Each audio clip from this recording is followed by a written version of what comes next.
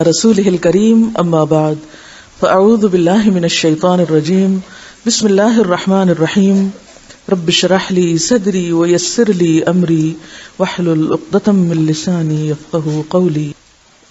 جنابت کے احکام. وجوب غسل کی حالت کو حالت جنابت کہتے ہیں. وجوب غسل یعنی جب غسل واجب ہو جاتا ہے تو اس حالت کو جنابت کہتے ہیں. جنابت کا لفظ جم سے، جم پہلو کو کہتے ہیں، بچنا. مندرجہ ذیل 4 حالتوں میں مسلمان مرد اور عورت پر غسل کرنا فرض ہو جاتا ہے. نمبر 1، جوش کے ساتھ منی خارج ہونے کے بعد، اس میں احتلام بھی داخل ہے، یعنی کوئی ایسا خواب آئے یا ویسے. نمبر 2، صحبت کے بعد یعنی سیکشل انٹرکورس کے بعد. نمبر 3، حیض کے بعد. نمبر 4، نفاس کے بعد یعنی بچے کی پیدائش کے بعد. اس میں یاد رکھیے کہ بہت سے لوگ پوچھتے ہیں کہ اگر خواتین انٹرنل چیک اپ کرواتی ہیں تو کیا اس سے غسل واجب ہوتا؟ تو کوئی غسل واجب نہیں ہوتا جب تک کہ ان 4 چیزوں میں سے کوئی چیز نہ ہو. صرف منی خارج ہونے سے بات نہیں، بلکہ جوش کے ساتھ منی خارج ہونے کے بعد غسل واجب ہوتا ہے. صحبت اور غسل جنابت. صحابہ کرام رضی اللہ عنہم کے درمیان غسل جنابت کا ایک مسئلہ زیر بحث آیا.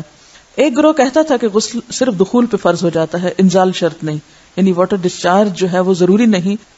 دوسرا گروہ بیان کرتا تھا کہ وجوب غسل کے لیے دخول کے ساتھ انزال بھی شرط ہے. یہ طویل مباحثہ کسی فیصلہ کن صورت پر منتج نہ ہوا. آخر قرار پایا کہ ام المومنین حضرت عائشہ رضی اللہ عنہا سے دریافت کیا جائے. حضرت عائشہ نے کہا کہ رسول اللہ صلی اللہ علیہ وسلم نے فرمایا، اذا جلس بین شعبها الاربع ومس الختان الختان فقد وجب الغسل. جب مرد عورت کی 4 شاخوں کے درمیان بیٹھ جائے اور اس کا محل ختنہ عورت کے محل ختنہ کے ساتھ مس کرے تو غسل واجب ہو جاتا ہے. تو مسئلہ یہ ثابت ہوا کہ صرف دخول پر ہی مرد اور عورت جنبی ہو جاتے ہیں اور ان پہ غسل واجب ہو جاتا ہے، انزال یعنی منی کا نکلنا شرط نہیں. رسول اللہ صلی اللہ علیہ وسلم نے فرمایا، جب تم عورت کی 4 شاخوں کے درمیان بیٹھ کر صحبت کرو تو تم پر غسل واجب ہو گیا اگرچہ منی نہ نکلے. عورت کو بھی احتلام ہوتا ہے. ام المومنین حضرت سلمہ رضی اللہ عنہا روایت کرتی ہیں کہ حضرت ام سلیم نے رسول اللہ صلی اللہ علیہ وسلم سے کہا، اے اللہ کے رسول، یقیناً اللہ حق سے نہیں شرماتا.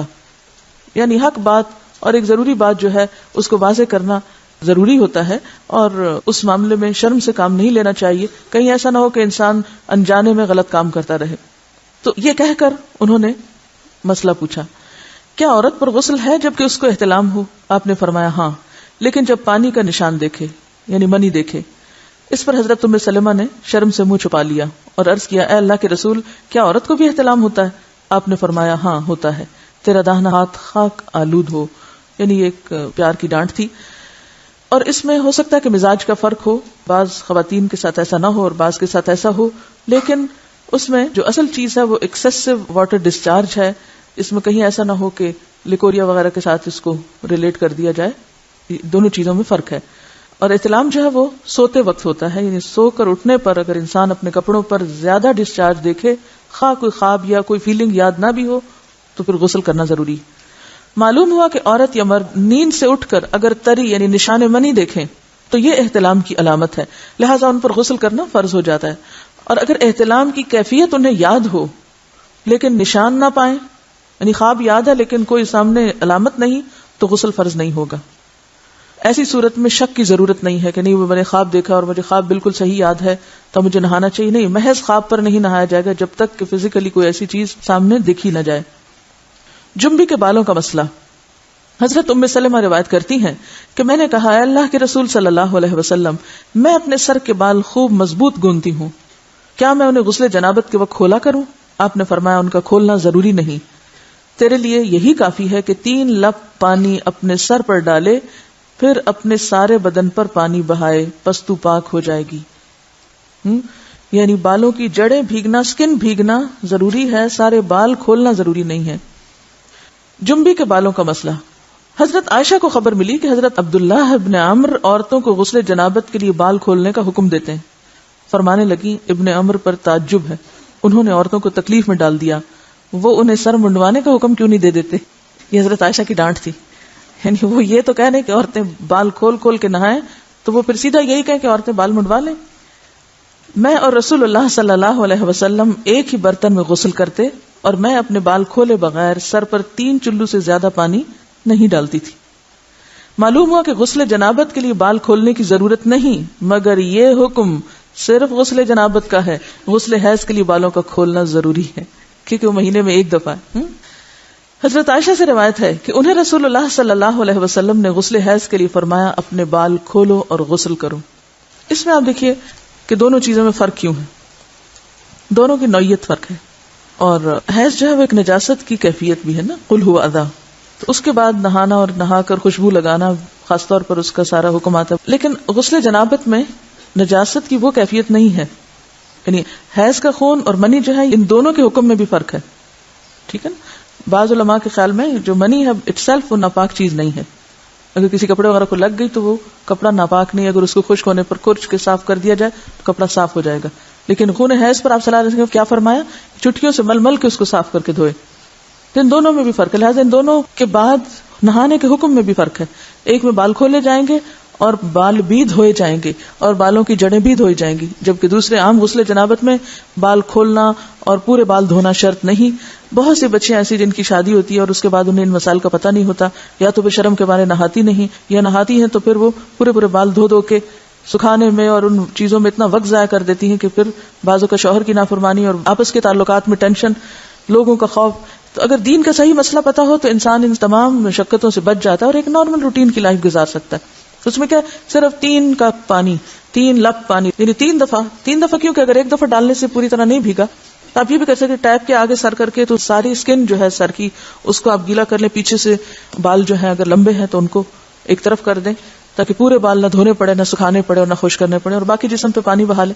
دوسری صورت یہ ہے کہ مگ میں پانی لے کے تو اس کو آپ تھوڑا کر کے پورے کو ایک دفعہ کریں, پھر اس کے بعد دوبارہ کریں اور تیسری دفعہ رول کر کے بالوں کو پیچھے سے شاور کیپ ڈال لیں اور باقی جسم پھر دھو لیں. شاور کیپ سے کیا ہوتا ہے عام طور پر کہ پیچھے کے جو سارے لمبے بال ہیں پھر وہ نیچے گر کے گیلے نہیں ہوتے, وہ آپ کے سر پہ ٹک جاتے ہیں. تو سر کی اسکن دھوئیں اور بالوں کو جوڑے کی شکل میں باندھ کے اوپر شاور کیپ پہن کے پھر باقی جسم کو اچھی طرح دھو لیں. تو اس میں آپ دیکھیں کہ جب بالکل سر کے اسکن کا حصہ ہی تر ہوگا, اور یہ 3 دفعہ کرنا ہوگا, ایک دفعہ سے نہیں کام چلے گا, 3 دفعہ کرنا تاکہ کوئی بھی بال برابر جگہ اسکن کی خشک نہ رہ جائے. تو اس سے کیا ہوگا کہ جتنا کم بال گیلے ہوں گے اتنے کم دیر میں ان کو خشک بھی کیا جا سکتا ہے اور کسی بھی مشقت کے بغیر انسان نماز پڑھ سکتا ہے. جنبی سے میل جول اور مسافہ جائز ہے. حضرت ابو ہریرہ روایت کرتے ہیں کہ ایک دن بحالت جنابت میں نے رسول اللہ صلی اللہ علیہ وسلم سے ملاقات کی.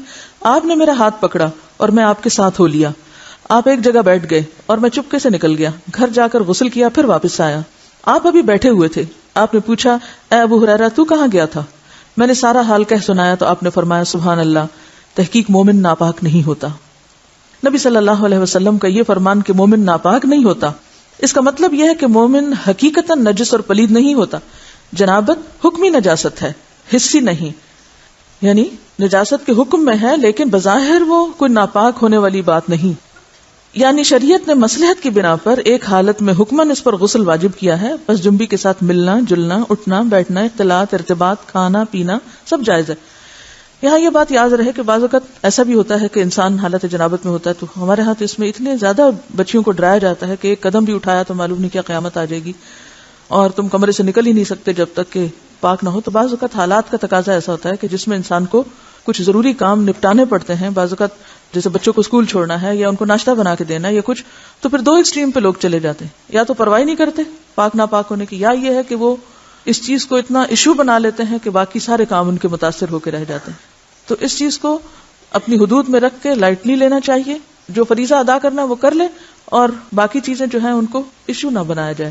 یعنی اگر کسی وقت مجبوراً تھوڑی دیر کے لیے گھر سے بھی نکلنا پڑ جائے, جیسے حضرت ابو ہریرہ باہر نکلے ہوئے تھے, تو اس میں بھی حرج نہیں ہے. اس کا یہ مطلب نہیں کہ آپ ٹال مٹول کر کے تو دن بھر کی نمازیں گنوائیں. یہ صرف رخصت کی بات ہے یا کیا کر سکتے ہیں آپ, اس کی بات ہے. اس کا یہ مطلب نہیں کہ یہ ایک عادت یا ایک روٹین بنا لی جائے ناپاک رہنے کی. بعض لوگ کچھ کھاتے نہیں پیتے نہیں کہ ہم ناپاک ہیں. کھانا پینا, بات چیت, لین دین, یعنی اگر کسی کا ہاتھ دوسرے پاک بندے سے چھو گیا تو وہ کوئی ناپاک نہیں ہو جائے گا. یا کسی کپڑے کو ہاتھ لگ گیا یا کسی چیز کو یا کسی کھانے کو, تو وہ کھانا ناپاک نہیں ہوگا کیونکہ یہ حصی نجاست نہیں ہے. آپ کے ہاتھ میں کوئی گندگی نہیں ہے. اگر اس حالت میں کبھی آٹا گوندنا پڑ جائے یا کوئی پیڑا یا روٹی بنانی پڑ جائے, دیکھیے کہ بعض اوقات بچے چھوٹے ہیں, رو رہے ہیں, ان کو کھانا چاہیے, اور آپ کہیں روتے رہیں جو روتے ہیں, میں تو ناپاک ہوں اس لیے میں تو کوئی کام نہیں کر رہی. تو یہ ایک دوسری ایکسٹریم ہوگی, ایسا کرنا درست نہیں. اگر ضرورت کے تحت تھوڑی دیر, گھنٹہ 2 گھنٹہ کسی وجہ سے ڈیلے کرنا پڑے, بعض اوقات ایسا تو پانی نہیں ہوتا, تو ایسی صورت میں کیا کریں گے؟ ایسی صورت میں آپ ویٹ کریں گے. بعض سپلائی کا پانی 1 گھنٹے تک آ رہا ہے, تو اب آپ کوئی کام کاج نہ کریں, اندر مرغی بن کے بیٹھ جائیں کہ میں ناپاک ہوں میں ناپاک ہوں. نہیں, سب کام کریں اپنے, اور جب پانی آ جائے تو نہا لیں. ایسا کرنے میں کوئی گناہ نہیں, کوئی جرم نہیں, کوئی غلطی نہیں. رسول اللہ صلی اللہ علیہ وسلم نے ایک انصاری کو بلایا. جب وہ آیا تو اس کے سر کے بالوں سے پانی ٹپک رہا تھا. آپ نے پوچھا شاید تم جلدی میں نہائے ہو. اس نے کہا ہاں اے اللہ کے رسول. آپ نے فرمایا حالت جنابت میں اگر کسی سے فوری ملنا ہو اور نہانے میں دیر لگے تو وضو کرنا ہی کافی. حضرت عمر نے آپ سے پوچھا میں رات کو جنبی ہوتا ہوں تو کیا کروں؟ آپ نے فرمایا کہ تم اپنے ذکر کو دھو ڈالو اور وضو کرو اور سو جاؤ. رسول اللہ صلی اللہ علیہ وسلم جب حالت جنابت میں کھانا یا سونا چاہتے تو نماز کے وضو کی طرح وضو کر لیتے. نبی صلی اللہ علیہ وسلم نے فرمایا جو کوئی اپنی بیوی سے صحبت کرے اور پھر دوبارہ کرنا چاہے تو اسے چاہیے کہ دونوں کے درمیان وضو کرے. آپ نے غور کیا ہوگا کہ طہارت کے مسائل بہت تفصیل کے ساتھ اور اپنے اندر بہت ڈیٹیلز رکھتے ہیں, اور بہت سے موضوعات ایسے ہیں کہ جو انسان کی ظاہری زندگی نہیں بلکہ اس کی نجی اور ذاتی زندگی سے متعلق بھی ہیں. لیکن اس طرح پبلکلی ان کو پڑھانا اور ان کو سکھانا یہ بھی ایک ضرورت ہے, کیونکہ آپ صلی اللہ علیہ وسلم نے انصار کی خواتین کی تعریف کی کہ انصار کی خواتین کتنی اچھی ہیں جنہیں حیا دین کا علم حاصل کرنے سے نہیں روکتا. تو سوال یہ پیدا ہوتا ہے کہ آخر اتنی تفصیلات کیوں, اور بعض لوگ اس کو ناپسندیدہ قرار دیتے ہیں. تو ایسا کرنا ناسمجھی کی علامت ہے. ہم دیکھتے ہیں کہ انسان اگر اللہ کے بتائے ہوئے طریقے کے مطابق زندگی بسر کرتا ہے تو اس میں خیر ہی خیر ہے, اور وہ صرف خیر اس کی اپنی ذات تک نہیں رہتی, بعض اوقات دوسروں کی بھلائی کا ذریعہ بھی بن جاتی. یہاں کسی نے ایک واقعہ لکھ کر بھیجا ہے کہ کسی ویسٹرن کنٹری میں کوئی مسلمان بچہ پڑھتا تھا تو وہ اپنے کپڑوں کو دھونے کے لیے کسی انگریز عورت کو دیتا تھا, یعنی لانڈری کسی کے ذریعے کرواتا تھا. تو ایک دن اس عورت نے طالب علم سے کہا کیا آپ میرے کام سے مطمئن نہیں؟ آپ کے خیال میں کیا میں کپڑے اچھی طرح نہیں دھوتی؟ طالب علم نے اس کی بات سن کر کہا کیوں نہیں, مجھے یقین ہے کہ آپ اچھی طرح کام کرتی ہیں. یہ سن کر وہ بولی پھر آپ خود ہی اپنے کپڑے کیوں دھو کر مجھے دیتے ہیں, یعنی کپڑوں کے داغ وغیرہ کیوں دھو کر مجھے دیتے ہیں؟ طالب علم نے انکار میں سر ہلایا کہ میں بھلا کپڑے دھو کر کیوں دوں گا. عورت نے کہا کہ پھر کیا وجہ ہے کہ مجھے دوسروں کے کپڑوں پر جا بجا گندگی کے دھبے نظر آتے ہیں لیکن آپ کے کپڑوں پر کوئی ایسا دھبا نہیں ہوتا. اس کے پوچھنے میں واضح حیرت تھی. نوجوان مسکرایا اور بولا اب بات سمجھ میں آتی ہے, اب میں آپ کو بات سمجھا دیتا ہوں, یعنی اب میری سمجھ میں بات آئی ہے کہ آپ کا اشارہ کس طرف ہے. میں مسلمان ہوں, میرا دین مجھے پاک صاف رہنے کا حکم دیتا ہے. میری شلوار یا پینٹ وغیرہ پر پیشاب کا چھینٹا بھی لگ جائے تو میں نماز نہیں پڑھ سکتا, لہٰذا اگر کوئی ایسی چیز ہو تو مجھے اسے خود دھونا پڑتا ہے اور اسے دھو کر پاک کرتا ہوں. لہٰذا جب میں کپڑے اتارتا ہوں تو یہ کپڑے پاک اور صاف ہوتے ہیں, یعنی داغ دھبوں سے محفوظ ہوتے ہیں. تو اس نے حیرت سے پوچھا کہ تمہارا دین اتنی چھوٹی چھوٹی باتوں کی بھی تعلیم دیتا ہے؟ نوجوان نے کہا ہاں, ہمارے رسول صلی اللہ علیہ وسلم نے ہمیں یہ حکم دیا ہے کہ ہم جب بیت الخلاء میں جائیں تو دعا پڑھیں, جب باہر آئیں تو دعا پڑھیں, کپڑے پہنوں تو دعا پڑھوں, کھانا کھا کر فارغ ہو کر گھر سے نکلتے وقت, سوتے جاگتے وقت, زندگی کے ہر کام یا ہر موقع پر ہمارے رسول نے ہمیں دعائیں سکھائی ہیں. اور اس کے ساتھ ہی یہ کہ ان تمام باتوں کے ادب آداب بھی سکھائے ہیں. تو اس انگریز عورت کو وہ باتیں بہت دلکش اور حیران کن محسوس ہوئیں, اور کچھ دن تک وہ اس طالب علم کی عادات کا مزید جائزہ لیتی رہی, اور بالآخر اسلام اس کے دل میں گھر کر گیا اور وہ مسلمان ہو گئی. اور اس کے بعد اس نے اپنے گھر کے دوسرے افراد کو بھی مسلمان کیا, اسے ایک خاتون نے. تو بات یہ کہ بات تو چھوٹی سی ہے لیکن ایک بہت بڑا فرق ڈال دیتی ہے. لیکن افسوس یہ کہ آج مسلمان ہی یہ آداب اور اخلاق بھول گئے, کیونکہ بہت سے مواقع پر ایسا بھی ہوا ہے ہمارے ساتھ کہ جب ہم نے الوداع میں پرانے کپڑے مختلف, جیسے سیلاب آ گیا یا زلزلہ آ گیا یا کچھ, تو اس موقع پر نئے پرانے سب مٹیریلز جب اکٹھے کیے گئے تو بلیو بھی بعض اوقات کپڑوں پر خون کے دھبے, گندے داغ اور نجاست وغیرہ بھی لگی ہوئی پائی گئی, جسے دیکھ کر بے انتہا افسوس ہوا کہ ایک مسلمان لڑکی جو بالغ ہو چکی, اس کو اس کی ماں نے یہ ادب نہیں سکھایا, یہ طریقہ نہیں سکھایا کہ لباس کو صاف کیسے رکھتے ہیں. بھلے آپ کو کپڑا کسی سے بھی دھلوانا ہو یا آپ کو دوبارہ نہیں پہننا یا آپ کسی غریب کو دے رہے ہیں, مسلمان کا تو لباس اتارتے وقت بھی طریقہ یہ ہوتا ہے کہ جب وہ اتارے تو ایسے ہی اتارے کہ جیسے وہ نجاست سے صاف ہے. تو بعض اوقات ہم غفلت میں ایسی حرکتیں کرتے رہتے ہیں, اور اس کا غلط امپریشن نہ صرف یہ کہ اپنے گھر والوں پر, اپنے قریبی لوگوں پر, بلکہ دوسرے ادیان والوں تک بھی اس کا دائرہ بعض اوقات پھیل جاتا ہے. تو ان معاملات میں جو بظاہر لوگوں کی نگاہوں سے چھپے ہوئے ہیں, ہمیں اپنی باطنی زندگی میں, نجی زندگی میں, داخلی زندگی میں, پرائیویٹ لائف میں بھی اللہ کے تقوی کا ثبوت دینا ہے اور ان تمام چیزوں کا خیال رکھنا ہے. حائضہ سے صحبت کرنے کی ممانعت. حیض کی حالت میں عورت سے مجامت کرنا سخت گناہ ہے. اللہ تعالیٰ نے قرآن مجید میں فرمایا فَاعْتَزِلُوا النِّسَاءَ فِي الْمَحِيضِ، یعنی واضح قرآن کا حکم ہے. بس ایام حیض میں عورتوں سے کنارہ کشی کرو، یعنی کنارہ کشی سے مراد لین دین اور بالکل تعلق ختم کرنا نہیں، مراد یہاں پر سیکشل انٹرکورس ہے، یعنی صحبت نہ کرو. اگر کوئی اس گناہ کا مرتکب ہو جائے تو اس کی بابت نبی صلی اللہ علیہ وسلم نے فرمایا جو شخص بحالت حیض اپنی عورت سے صحبت کرے تو اسے چاہیے کہ نصف دینار صدقہ کرے. دینار 4.5 ماشے سونے کا ہوتا ہے، تو نصف دینار 2.25 ماشے سونا ہوا. 2.25 ماشے سونے کی قیمت صدقہ کرے، یعنی کسی مستحق کو دے اور آئندہ کے لیے توبہ کرے. مزی کے خارج ہونے سے غسل واجب نہیں ہوتا. سیدنا علی رضی اللہ عنہ بہت طاقتور جوان تھے، آپ کو اکثر مزی آتی.